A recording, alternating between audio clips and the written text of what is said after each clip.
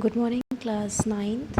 So, as I told you yesterday, that through the cell membrane and the cell wall, substances can move from outside the cell to inside the cytoplasm, or from inside the cytoplasm to outside the cell. This process can be done basically by the some of the processes, and these processes I'll discuss with you today. So, the structure of cell, cell membrane, that it is made up of proteins and lipids, and proteins are basically present there to help in the movement of the substances. Okay, so basically the movement of substances is done by these many processes, that is diffusion, osmosis, and active transport. Okay, in these two processes, diffusion and osmosis, these two processes are basically are the ways of passive transport. Okay, why these are passive transport?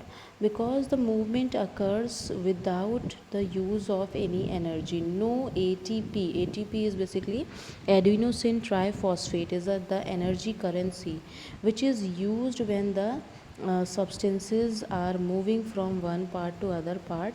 But in diffusion and osmosis, because no energy is utilized, that is why these two processes are known as passive processes, while there is one more process which is known as active transport, in which the energy is used. Now let us see what are different ways by which the substances can be passed from the cell membrane. So this is the first process. This process is known as diffusion. Okay, in by the process of diffusion, what happens, the substances like gaseous molecules, ions, salt, minerals, these can move from the higher concentration, from high concentration to low concentration. Okay, in diffusion process, the substances, the molecules, the ions, these move from high concentration to low concentration. You can see this, you can assume that it is like oxygen molecules, or it could be water also, it could be any salt, like these can be Na plus sodium ions. Okay, so these are present, if you see, these are present in higher quantity, in higher concentration, in outside of the cell, and inside the cytoplasm these are lesser in quantity. So these will start moving inside the cells. So this process is known as diffusion. Okay, let us see what are other ways. This is a kind of this I'm just showing you that how the things are passing through. These are the protein molecules, these are the totally submerged protein molecules that I told you, these in the structure of fluid mosaic model. So these protein molecules are actually the site of receiving the substances. Like if you see the in outside the cell, 1 2 3 and 4 molecules are present, and inside only 2 molecules are present. So what will happen, one molecule can be obtained from this proteins, these can engulf the substance, and this will pass into the cell, inside the cell membrane, inside the cytoplasm. So this is the kind of process which occurs, and by this process the molecules move inside the cell. Now see this one, this process is actually known as active transport. Okay, what is basically the difference between this? Basically in this process you will see some energy is required, ATP. And why it is required? Because in this just opposite is going on, from low concentration, normally the transport occurs from high concentration to low concentration, but in some of the cases substances can move from low concentration to high concentration also, and this can be done in case of the germs and bacterial attack. Okay, or in the movement of the proteins or other substances can also occur. Some foreign particles can be present outside the cell, and if their diameter is matching with the diameter of the proteins, then they can move from one part to other part. But because this in this process the substances are moving in the opposite way, or they are moving from the that you can say low concentration to high concentration. That is why they need more energy. In this process they need more energy. This kind of process is known as active transport, in which the substances move from low concentration to high concentration, and in this process energy is used. Okay, now let us see this one. This is known as osmosis. Okay, this one is different from the other ones. Why? Because in this process the movement always occurs through a semi permeable membrane. It can be any polythene sheet, it can be any kind of the cell membrane, any membrane can be present there. And in this process you can see this occurs when it is the substance is in a solution form. So you can see it is a concentrated solution of sugar. Concentrated means there is more sugar than the water. Okay, water is less and sugar is more, so it is a you can say it is a concentrated solution. Okay, and on other side you will see it is a dilute sugar solution, means sugar is less and water is more. These are the sugars, sugar is less and water is more. So in this case what will happen, the movement of water molecules, this means osmosis is basically the movement of solvent. Okay, this is different from the other movements. Movement of solvent or sol particles from high concentration to low concentration is known as osmosis. And in this what is more important, it should occur through a semi permeable membrane, through a plasma membrane, okay, or a cell wall. So this process is known as osmosis. You can see in the osmosis process, because here water was more and here water was less, so the water particles will start moving to opposite direction from high concentration to low concentration. Don't get confused, we are talking about the high concentration of solvent. Okay, a solvent here is our water, so that will move from high concentration to low concentration. This process is known as osmosis. I'll show you one some animated diagram so that it will be clear to you. See this, in this just look at it carefully, you will find what is going on. So water will move from the a high concentration. Okay, see here water molecules are more and here water molecules are less. Okay, so it will start moving like they in this example you can see some like water is around, they have started from 30 molecules of water, so it will start moving to opposite direction or to lower concentration till the water molecules are equal in both sides. So this process is known as osmosis, movement of solvent or sol particles from high concentration to low concentration till it reaches the equilibrium. Equilibrium means when it is in equal concentration in both the sides. See, again you can see this, it has started from 20, then water molecules when they start become 20 in both the sides, then only this net flow will start, means this movement will start, will be stopped completely. Okay, so this is osmosis. Now let us discuss about different kinds of solutions. This one is important. Why it is important? Because some questions also come related to this topic only. So see this one. Basically, there are three kinds of solutions: isotonic, hypertonic, and hypotonic. This means word meanings are given here also. You can read from here, otherwise, I'll tell you also. Isotonic is a solution in which solvent and solute both are equal. Okay, solvent is equal to solute. Like if you are taking you can taking you are taking 1 cup of water, then you are adding 1 cup of sugar. So solvent and solute both are in equal quantity. That is known as isotonic.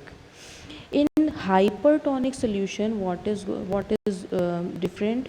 In this case, solute is more than the solvent. Okay, basically you can see here water is less and sugar is more. Okay, or we can easily write it down like this: solvent is lesser than solute. Okay, if in this case these sugar molecules are more than the water molecules. This kind of solution is known as hypertonic solution. Okay, more solute can be anything. It can be salt, it can be other minerals, it can be sugar also. Solute can be anything. And in hypotonic solution, what is there? It is here the solute are lesser in quantity but solvent is more. Basically here water is more and sugar or salt, we can write salt here, salt is less. So basically there are three kinds of solutions: isotonic, hypertonic, and hypotonic. Hyper, hypo, and iso. Iso means equal when the solvent and solute both are in equal quantity. Hypertonic means when the solutes are more than the solvent, and hypotonic means when the solvent is more than the solute. Why I told you about these solutions? Because when we keep any cell in these types of the solutions, then we will find some difference in the shape and size of the cell. Now I'll show you what happens when we keep the cells in the different kinds of the solutions. See this one. Okay, when we keep any cell, wait,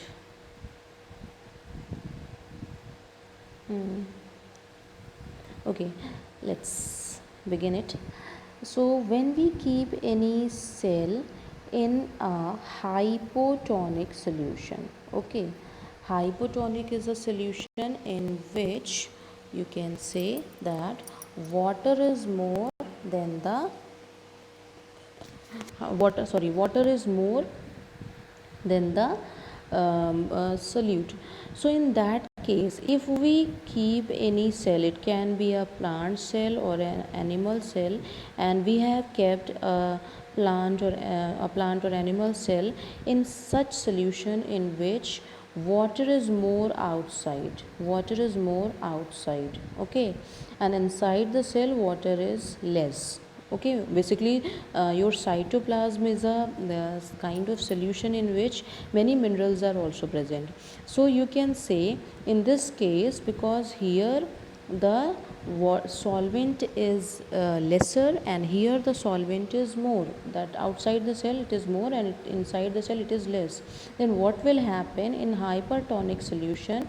If we keep this cell, then water will move inside the cytoplasm, okay, by the process of endosmosis. Endosmosis is a process in which the water molecules or the solvent molecules get inside the cell.